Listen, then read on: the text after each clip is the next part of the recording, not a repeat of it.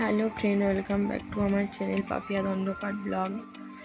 আশা করি তোমরাই ভালো আছো। আর আমি ভালো নেই, কিন্তু আগের থেকে এখন ভালো আছি, কারণ হসপিটাল থেকে আমি বাড়ি চলে এসেছি। তারপরে এই ভিডিওটার পরে আমি ভয়েস ওভার দিচ্ছি। আর আমি হসপিটালে ভর্তি হয়েছিলাম। আমার প্রচুর জ্বর এসেছিলো, 105 জ্বর এসেছিলো। মানে বিছানায় শুয়ে থাকতে পারছিলাম না, এত আমার কাঁপুনি এসেছিলো। জ্বর, তার সঙ্গে বমি, মনে হয় 10-12 বার বমি করেছি, আর তার সাথে জ্বর। তারপর এত সকালে, মানে আমার ভোর 3টা থেকে জ্বর আর বমি শুরু হয়েছিল রবিবার দিন। আর অত সকালে তো ডাক্তার চেম্বারে বসবে না, সেই জন্য আমার কোনো উপায় ছিল না, হসপিটালে গিয়েছিলাম। হসপিটালে যাওয়ার পর আমার ওরা বললো যে অ্যাডমিট হতে হবে। আমি বললাম ঠিক আছে, এখন ডাক্তার তো দেখাতে হবে, অ্যাডমিট হলে পরে চিকিৎসা হবে। আর রবিবারে হসপিটাল হচ্ছে আউটডোর বন্ধ থাকে, সেই কারণে আমাকে অ্যাডমিট হতে হয়েছিল। আর অ্যাডমিট হওয়ায় আমার একটা জিনিস ভালো হয়েছে, কারণ আমার শরীরে জল কম হয়ে গিয়েছিল। আমার 15-16টা স্যালাইন জ্বলেছে, সেই কারণে আমার শরীর একটু তাড়াতাড়ি সুস্থ হয়েছে। আর এটা হচ্ছে তার পরের দিনের ভিডিও। আমি শুয়ে শুয়ে কী করবো ভাবতাম। তারপর 2-2.5 দিন মতো ছিলাম আর কি, একটু একটু করে ভিডিওটা বানিয়েছিলাম।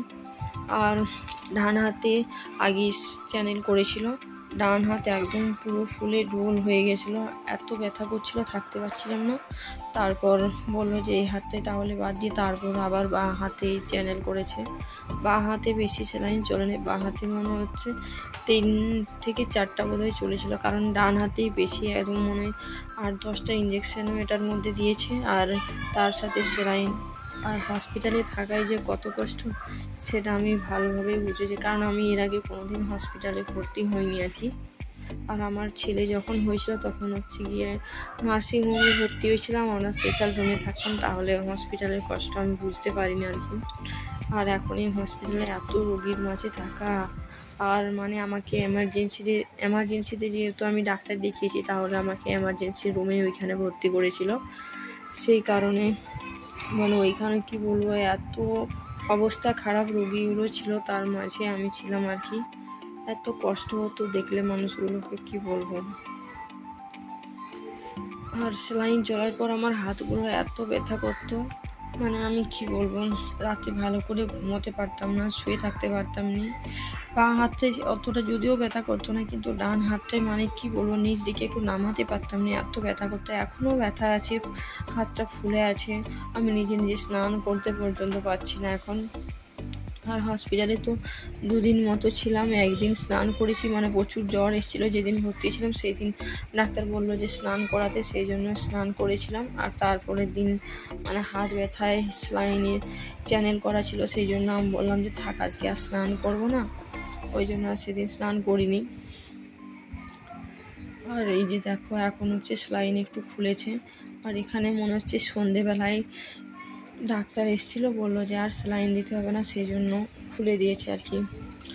আর এখানে হচ্ছে গিয়ে আমাদের ছুটি হয়েছে, ছুটি দেবে বলেছে আর কি, হয়ে যায়নি, ছুটি দেবে বলেছে, সেই জন্য আর কি আর সেলাইন দেয়নি, সেই জন্য হাতটা একটু ঠিকঠাক ছিল আর কি। আগের দিন রাতে প্রচুর জ্বর এসেছিলো, সেই কারণে সেলাইন বন্ধ করে রেখেছিল। তারপর থেকে আর জ্বর আসেনি, সেই জন্য বললো যে ছুটি দিয়ে দাও। বললাম হ্যাঁ ঠিক আছে, ছুটি নিয়ে নেবো আমরা, কারণ এখানে থাকায় আমার আরও বেশি কষ্ট হচ্ছে, খাবার খেতে পারছি না।